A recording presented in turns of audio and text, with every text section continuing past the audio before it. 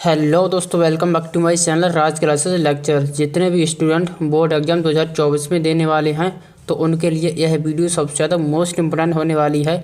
आज के इस वीडियो में हम बात करेंगे कि केवल 15 दिन में हिंदी की तैयारी कैसे करें। ठीक है ना दोस्तों। ये दोस्तों अभी तक आपके पास चाहे 2 महीने हैं, चाहे 1.5 महीने हैं, चाहे देखिए दोस्तों 20 दिन है। ठीक है, लेकिन हम बात करेंगे केवल 15 दिन में। ठीक है ना दोस्तों, केवल 15 दिन में आप ना पूरी हिंदी की तैयारी कर सकते हो। अभी तक आपने कुछ भी नहीं पढ़ा है। ठीक है, अभी तक आपने कुछ भी नहीं पढ़ा है, हिंदी में कुछ भी तैयार नहीं किया है, तो हम बताएंगे कि केवल 15 दिन में आप ना पूरी हिंदी की तैयारी कर सकते हैं, और वो भी देखिए दोस्तों बहुत ही अच्छी तरीके से। ठीक है दोस्तों, देखिए दोस्तों 22 फरवरी को आपको ना हिंदी का पेपर है। ठीक है, और अभी तक आपने हिंदी में कुछ भी तैयार नहीं किया है तो आपके लिए यह वीडियो सबसे ज़्यादा मोस्ट इम्पोर्टेंट होने वाली है। ठीक है ना दोस्तों, और आप देखिए दोस्तों 100% पास हो जाएंगे अगर आपने हिंदी में कुछ भी तैयार नहीं किया है। तो आज हम बताएंगे अगर आपने उस तरीके से अगर पढ़ाई कर ली तो केवल 15 दिन में आप ना पूरी हिंदी की तैयारी कर सकते हैं, और आप देखिए दोस्तों 100% पास हो जाएंगे। ठीक है ना दोस्तों, जिस तरह से मैं बताऊंगा अगर आपने उस तरह से पढ़ाई की तो हिंदी में 90% मार्क्स पक्का आएंगे। ठीक है ना दोस्तों, तो आपके लिए यह वीडियो सबसे ज़्यादा मोस्ट इम्पोर्टेंट होने वाली है।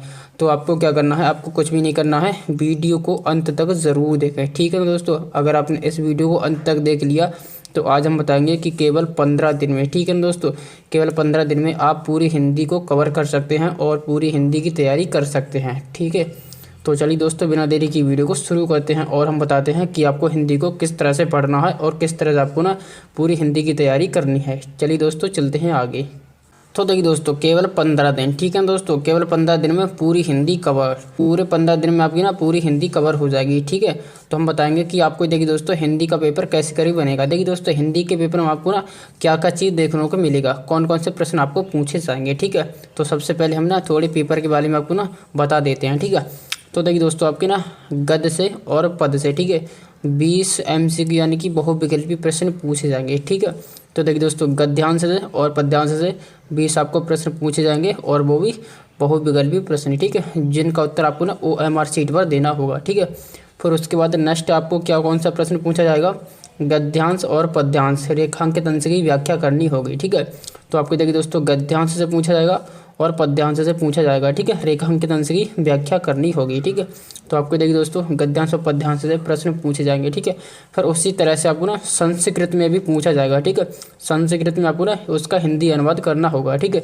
इसमें भी आपको देखिए दोस्तों गद्यांश और पद्यांश से पूछा जाएगा। ठीक है, गद्यांश और पद्यांश का आपको ना संस्कृत की हिंदी अनुवाद करना होगा। ठीक है, फिर उसके बाद आपको प्रश्न में पूछा जाएगा, देखिए दोस्तों एक खंड का आपसे पूछा जाएगा। ठीक है, तो देखिए दोस्तों आपको ये पता होना चाहिए, देखिए दोस्तों हर एक ज़िले के लिए खंड का भी ना अलग अलग ज़िले के लिए होता है। ठीक है, तो आपके ज़िलों में कौन सा खंड का चलता है आप उसको ना पता लगा लेना। ठीक है, और उसके बाद आपको प्रश्न पूछा जाएगा, देखिए दोस्तों जीवन परिचय। ठीक है, जीवन परिचय भी पूछा जाएगा, लेखक का जीवन परिचय पूछा जाएगा और कवि का जीवन परिचय पूछा जाएगा। ठीक है, एक आपको लेखक का जीवन परिचय का उत्तर देना है, मतलब जीवन परिचय लिखना है, और एक कवि का आपको जीवन परिचय लिखना है। ठीक है, फिर उसके बाद आपको देखिए दोस्तों निबंध पूछे जाएंगे। ठीक है, निबंध देखिए दोस्तों 9 नंबर का आपसे निबंध पूछा जाएगा। ठीक है, तो निबंध को भी आपको तैयार करना है। ठीक है, और एक देखिए दोस्तों आपको ना श्लोक तैयार करना है। ठीक है, 2 लाइन का आपको ना श्लोक तैयार करना है, वो तो आपको 5 मिनट में इजीली से तैयार हो जाएगा। ठीक है, तो देखिए दोस्तों आपके पेपर में इस तरह से प्रश्न बनने वाले हैं। ठीक है, तो देखिए दोस्तों 20 बहुविकल्पी प्रश्न पूछे जाएंगे, गद्यांश और पद्यांश की आपको ना रेखांकित अंश की व्याख्या करनी होगी, संस्कृत में गद्यांश और पद्यांश की आपको हिंदी अनुवाद करना होगा, फिर उसके बाद आपको ना एक खंड का पूछा जाएगा, आपके ज़िले में कौन सा चलता है आप ना पता कर लेना। ठीक है, फिर उसके बाद जीवन परिचय आपको पूछा जाएगा। ठीक है, लेखक का और कवि का एक आपको निबंध पूछा जाएगा, और आपको एक ना श्लोक तैयार कर लेना है। ठीक है, श्लोक आपको ना 2 नंबर का पूछा जाएगा। ठीक है, ये तो फिक्स है। ठीक है, आप ना कोई एक श्लोक तैयार कर लेना, 5 मिनट में आप ना इजीली से इसको तैयार कर सकते हैं। ठीक है, तो अब देखिए दोस्तों हम बताने वाले हैं कि आपको केवल 15 दिन में पूरी हिंदी की तैयारी कैसे करना है, और आपको देखिए दोस्तों पेपर में 90% मार्क्स 100% आपके तैयार हो जाएंगे। ठीक है, जिस तरह से मैं बताऊंगा अगर आपने उस तरह से हिंदी की तैयारी कर ली तो 15 दिन में पूरी हिंदी खल्लास हो जाएगी। ठीक है ना दोस्तों, तो चलिए दोस्तों अब हम बात करते हैं कि अब हमें हिंदी को कैसे करके पढ़ना है। ठीक है, अब देखिए दोस्तों हम बात करेंगे कि आपको 15 दिन में पूरी हिंदी की तैयारी कैसे करके करना है। ठीक है, तो देखिए दोस्तों आपको ना 5 दिन आपको ना बहुविकल्पी के लिए देना है। ठीक है, 5 दिन आपको ना बहुविकल्पी प्रश्न के लिए देना है। ठीक है, तो आपको क्या करना है, आपको ना 5 दिन में आपको ना एक दिन में 50, ठीक है, 50 MCQ क्वेश्चन तैयार करना है, ठीक है, गद्य से और पद से, ठीक है। 25 प्रश्न आप गद्य से तैयार करना और 25 प्रश्न आप ना पद से तैयार करना, ठीक है। तो देखिए दोस्तों, एक दिन में टोटल आप ना 50 प्रश्न तैयार करना। तो देखिए दोस्तों, 5 दिन में टोटल आपके ना 2-250 क्वेश्चन आपके तैयार हो जाएंगे, ठीक है। और 2-250 क्वेश्चन में आपके ना 20 क्वेश्चन 100% फंस जाएंगे, ठीक है। 250 क्वेश्चन बहुत ज़्यादा क्वेश्चन हो जाता है, ठीक है। 250 कर लेना, चाहे आप 200 क्वेश्चन तैयार कर लेना, ठीक है। चाहे 250, चाहे आप 200 क्वेश्चन तैयार कर लेना, ठीक है। इन्हीं 2 से लेके 250 क्वेश्चन में आपके ना 20 क्वेश्चन आपके ना 100% पक्के हो जाएंगे, ठीक है। तो आपको देखिए दोस्तों, 5 दिन आपको बहुविकल्पी प्रश्न को देना है, ठीक है। 5 दिन में आपके ना सारे बहुविकल्पी प्रश्न तैयार हो जाएंगे, ठीक है। अब आपको पढ़ाई तो करनी ही पड़ेगी। अगर आपने अब पढ़ाई नहीं की तो फिर आप ना कभी पढ़ाई नहीं कर पाओगे, ठीक है। तो आपको ना अब ना थोड़ी सी मतलब मेहनत से आपको पढ़ाई करनी है, ताकि आप ना हिंदी में एक अच्छा स्कोर खींच सको, ठीक है। तो देखिए दोस्तों, हिंदी एक ऐसी सब्जेक्ट होती है, ये बिल्कुल ही सरल होती है। जो सब्जेक्ट होती है ना, उन सब्जेक्ट के कंपेरिजन में हिंदी बहुत ही ज़्यादा आसान होती है, ठीक है। अगर आप इसको ना थोड़े से ध्यान से पढ़ लोगे तो आप ना हिंदी में स्कोर आप ना खींच सकते हो, ठीक है। अगर आपने हिंदी को अच्छे से पढ़ लिया ना, और देखिए दोस्तों, आपने अपनी राइटिंग पर अच्छे से ध्यान दे दिया, तो हिंदी में आप ना 90 नंबर आप ना 100% लेके आ जाओगे, ठीक है। तो हिंदी आपका स्कोर बनाएगी, हिंदी आपको ना रैंकिंग बना सकती है, ठीक है। तो हिंदी में आपको अच्छे से फोकस कर लेना है, और इन्हीं 15 दिन में आप ना हिंदी के टॉपर बन जाओगे, ठीक है दोस्तों। तो आपको क्या करना है, 5 दिन आपको देना है बहुविकल्पी प्रश्न पर, ठीक है। गद्य और पद्य के तैयार हो जाएंगे, ठीक है। फिर नेक्स्ट उसके बाद ये करना है 2 दिन, ठीक है, व्याख्या। देखिए दोस्तों, रेखांकित अंश की आपको व्याख्या करनी होती है, ठीक है। 2 दिन आपको देना है रेखांकित अंश की व्याख्या। देखिए दोस्तों, ये बहुत ही ज़्यादा सिंपल होता है, ठीक है।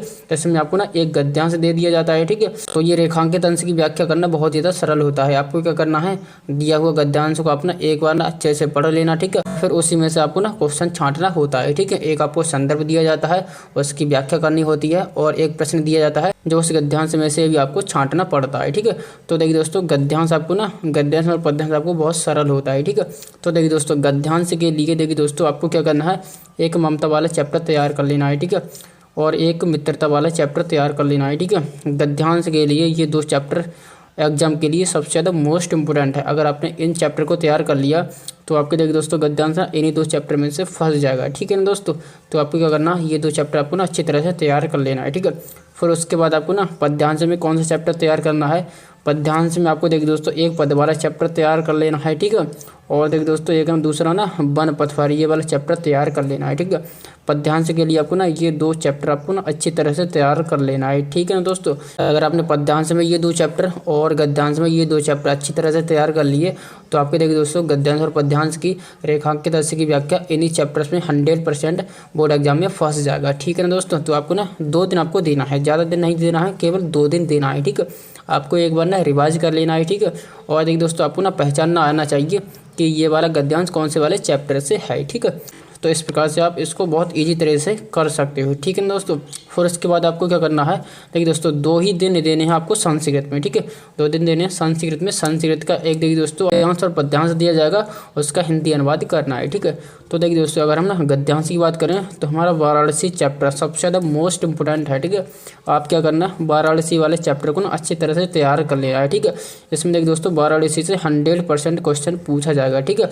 एक आपको ना पैराग्राफ दिया जाएगा, ठीक है, एक आपको पैराग्राफ दिया जाएगा, और उसका आपको ना हिंदी अनुवाद करना होगा, ठीक है। वाराणसी वाला चैप्टर आपको अच्छी तरह से तैयार कर लेना, ठीक है। फिर उसके बाद देखिए दोस्तों, पद्यांश, ठीक है। पद्यांश में देखिए दोस्तों, सबसे ज़्यादा मोस्ट इंपोर्टेंट चैप्टर है पद्यांश के लिए जीवन सूत्राणी, ठीक है।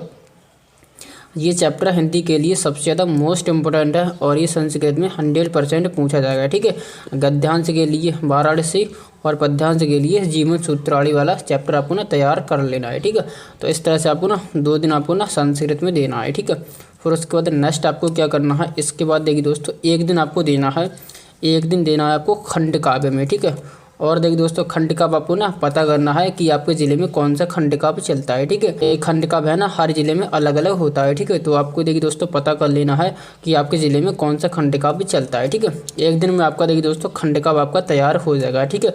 तो टोटल आपके देखिए दोस्तों कितने दिन हुए, देखिए दोस्तों मैं आपको बताता हूँ। देखिए दोस्तों, 5 दिन बहुविकल्पी प्रश्न के लिए, ठीक है। 5 दिन, 2 दिन, 7 दिन, 7 और 2 9 दिन, और 1 दिन देखिए दोस्तों, 1 दिन 10 दिन, यानी कि आपको ना 10 दिन में ये सारी चीज़ कंप्लीट कर लेनी है, ठीक है।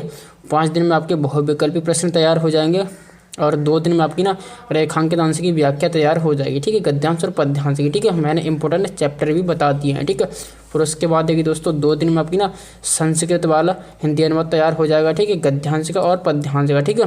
गद्यांश के लिए वाराणसी चैप्टर और पद्यांश के लिए जीवन सूत्रावली वाला चैप्टर, ठीक है। एक दिन में आपको ना ये खंड का आपको तैयार कर लेना है, ठीक है। फिर उसके बाद आपके पास बचे कितने, 5 दिन बचे, ठीक है। देखिए दोस्तों मैं आपको बताऊंगा कि 15 दिन में टोटल आप हिंदी की तैयारी इसी तरह से करेंगे, ठीक है। और अगर आप इसी तरह से हिंदी की तैयारी कर लेंगे तो 90 नंबर आपके 100% आ जाएंगे, ठीक है ना दोस्तों। अब आपके पास बचे 5 दिन, ठीक है। अब आपको 5 दिन में क्या क्या चीज़ तैयार करना है, ठीक है। अब चलिए दोस्तों हम ना आगे बात करते हैं कि आपको 5 दिन में क्या चीज़ करना है। फिर उसके बाद देखिए दोस्तों आपको ना 15 दिन में पूरी हिंदी की तैयारी करवाऊंगा। तो देखिए दोस्तों फिर आपके पास अभी आपके पास कितने दिन बचे हैं, 5 दिन बचे हैं, ठीक है। 5 दिन में आपको क्या करना है, 3 दिन में आपको ना जीवन परिचय तैयार करना है, ठीक है, लेखक का और कवि का। देखिए दोस्तों लेखक के जीवन परिचय में आपको ना देखिए दोस्तों सबसे ज़्यादा मोस्ट इंपोर्टेंट जीवन परिचय है आचार्य रामचंद्र शुक्ल का जीवन परिचय। 100% बोर्ड एग्जाम में पूछा जाता है और ये हर साल पूछा जाता है, ठीक है।